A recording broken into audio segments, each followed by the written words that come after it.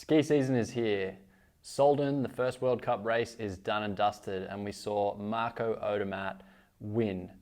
Now, I watched the race and I found it really interesting because I love an underdog, and I was really barracking for Radamus, the young guy from the US team. So I wanted to actually just do an analysis of his second run versus Marco Odermatt's second run, just to see like how the two compared, and if it was just down to that one run, like how would have they gone against each other. And there's a few really interesting things that I want to share with you and look at. Now I'm just going to say, take this with a grain of salt. I'm not really the greatest ski racer. I just love skiing. This is just my perspective on what I see and some certain sections of the race that are sort of interesting between the two ski races. Let's dive into it. So the first thing I sort of like noticed with the two of them in the start is Marco Odermatt has a better start than River. So even just looking at his body position, posture, and you know the camera angle is slightly different, but you'll actually notice there is like a difference, even with if the camera angle was different. There's quite a significant difference in how much more aggressive Marco Odermatt is, and even where his poles are to give him leverage, and you see that as he takes off and comes down. So he's faster around and sooner into a tuck than River, and so he gets a bit of a head start here. So Marco Odermatt is sort of, I guess, got the upper hand with the start. So you can see them come around this red gate here. Marco Odermatt, boom, a little bit ahead of Radamus. And we come a little further down the course and we start seeing some interesting stuff in, I guess, technique between the two ski races. So on this corner here, like if you look up Radamus on YouTube and follow him on Instagram, you'll see he really enjoys laying the skis over and putting his hip on the snow. And like his balance in that position is just amazing. So you look at the two skiers here, and River has a much more composed, better posture, better balance against the edge at these bigger edge angles. And so he comes out of this turn with, I think, far sort of better positioning. And you'll see that sort of changes the line choice. See when you get to this point where the two end up on this next gate. So River's able to sort of hold a little bit higher line. Marco Odermatt has drifted a little bit lower. So then they come into this next section, Marco Odermatt still in the lead because he had a better start, more direct line. This part, and we see again the difference in line. So Marco choosing to be a little lower and Radamus a little higher. Look at that red gate and you can tell the difference between the two there. Now that helps change what River can do actually through this next little section, because he comes in with a little bit more time on his hands coming to the steep, which is the trickiest part of this course. And so by this gate, can you see they pretty much hit it, like in fact River gets it like almost ahead of Marco Odermatt. So his line choice and ability to sort of deal with these higher edge angles at that top section, flat into steep, catches him up and actually puts him slightly ahead by like a B's, you know. And then into the next section, we start seeing River actually just a little bit ahead. Now through this section, the two are quite even, take fairly similar lines, and it's a pretty good battle through here. But then we get a little bit of a change when we come to this. Marco Odermatt is able to hold, now check this out, he comes in this time higher than River. So here's the difference. He's had a more direct line for most of the course, but on this really steep section, he chooses to be higher than River. So they come in and Marco Odermatt has got a little bit more space compared to River, and you see when we get to this point, like River is later to transition and go into the next turn.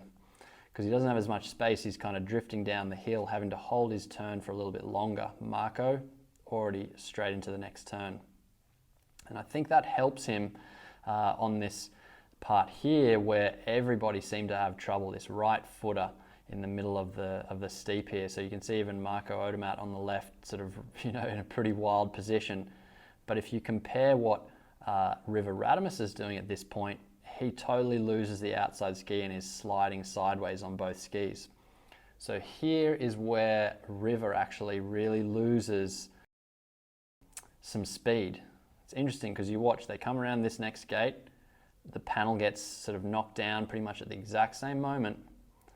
But because Marco Odermatt didn't sort of slide on his side and didn't lose as much speed, he comes into this section and watch, he is well ahead. That's where he is at the red gate.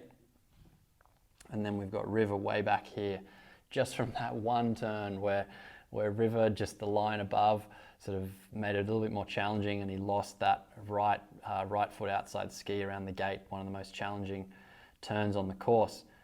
But again, the cool thing with ski racing, people have got different skills, and it comes in and out, where you use it. So look at the different line, because River didn't carry quite as much speed. He takes a more direct line down here. Notice where he finishes his turn. If we go back to Marco Odermatt, he is out to the side here off the course, so he's kind of got to pull it across more, whereas River can take it down the hill more as he comes onto the flats, and the flats, really got to be carrying your speed really well. And then, so notice how much further ahead Marco is at this point. He's just hit that red panel. Now River has hit the panel. So Marco has clearly got a head start and was coming down the hill with more speed. But check this out. This is a really interesting section here. So watch Marco on the left come through this turn and stay quite tall in his posture and his tuck. River comes around. Now watch, he kind of absorbs, there's like a mini roll here, absorbs it, stays low, and keeps speed. And then watch this, by this red panel, he's already catching up. And then again, this panel here, look how close it is between the two. Marco's just hit it, now River hits it. So that one little section back here where River sort of absorbed the roller, stayed low and didn't go up in the air as much, like Marco's kind of lighter and has even perhaps a little bit more wind resistance against him here. That helped River regain some speed and catch up to him. So some really interesting sections in this race, and look, like there's the difference between the two on that second run of Solden 2021. I guess it just shows like every ski racer has their strengths, and races are won almost in different sections, and they all had like a slightly different strength. River was better on the bottom flat. Marco Odermatt was better on the top flat section and the start. The high line, like when they chose to do that, helped one at one point, but then the other one at another point. And yeah, so it was a really close race.